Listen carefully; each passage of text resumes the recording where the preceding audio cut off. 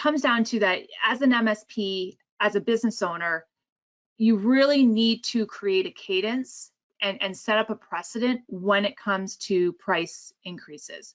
You know, like every other business that's out there, your costs go up. You know, you are subject to price increases, cost increases. So in order to maintain your profitability levels for your business, you do need to implement price increases into your contract renewals, you know, because you need these price increases to help offset your cost increases. You know, that's really just how business works. Because if you don't, you're just going to keep eroding your program margins, you're going to erode your revenues, your profits, which is just going to have in the long run a negative impact on your overall business valuations, which we don't want, right?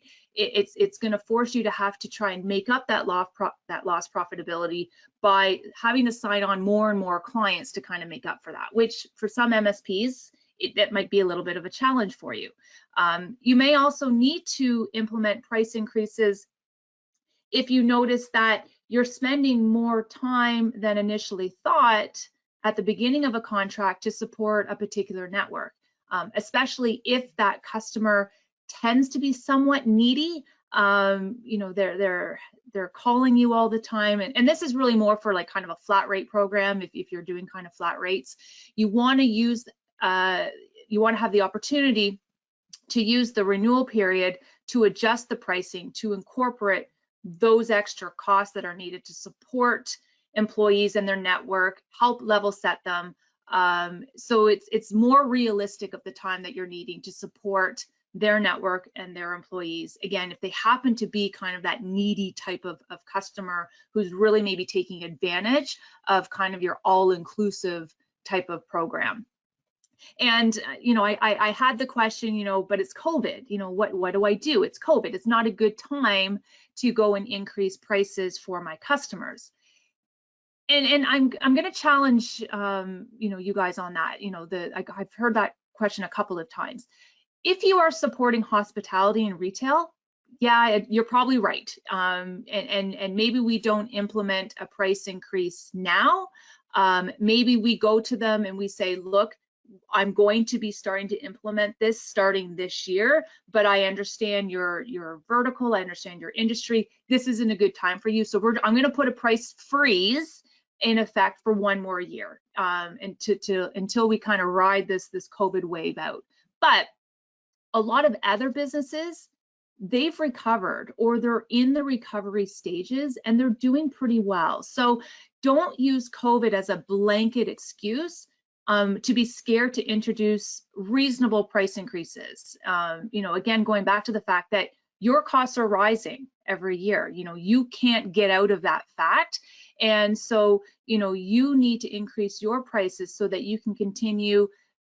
So one, you can cover those costs, but you want to be able to continue to run a profitable and successful business for yourself. You want to keep your quality employees. You want to introduce new products, new services, make new investments in your organization. You have a lifestyle that you want to maintain as well. And so all of that really is why you want to make sure that you're getting into this cadence of implementing price increases. And your best customers, they're going to understand this, right? They want you to be successful. They want you to be profitable as well. They want you to still be in business. And so if they don't support you, if they don't understand this, then maybe they're not clients we really want to have in the first place. And that's a whole other probably tangent of a talk track there, how to manage the book of business around that. But hopefully your decent customers, they're going to understand that if they've never had a price increase from you before, they're probably waiting for it. They're never going to ask you, but they probably won't be shocked to hear that you need to start now implementing a price increase. And so there's a couple of ways that you can handle this. You know, the first one that I call is just, you know, rip off the Band-Aid. You know, just book a meeting with them, or if you're already in that cycle of regular executive business review meetings, just bring it up. You know, say that you need to start implementing regular annual price increases. You can expect it every September, every October, you know, pick a month, and that at renewal, their prices, their monthly price is going to go up by, you know, whatever it is, 3-5%, whatever you deem that regular price to be. And if this is your first time, you know, implementing price increases, another tactic that's worked really well for partners is look at your programs. You know, maybe you haven't modernized your programs in a while.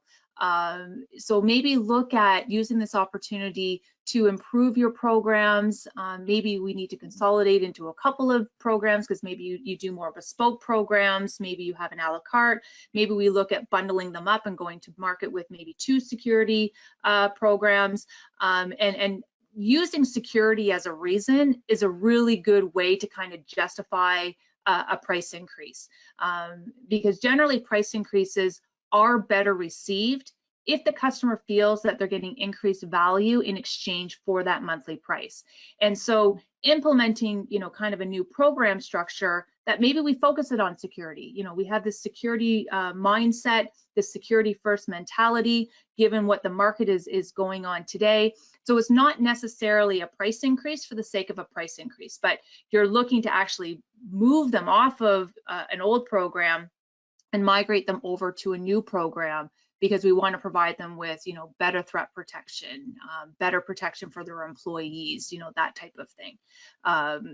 And, you know, for new customers moving forward, that's just more about, you know, drawing a line in the sand and just saying, building it into your pre-sales, building it into your new contracts, that every March, every October, whatever that month is, you will be implementing 3, 4, 5% price increase. So, you know, starting from this day forward, make sure any new customers that you bring on are under brand new pricing that you want them to be under, and you build it in that this price increase will be subject. They'll be subject to price increases kind of every month.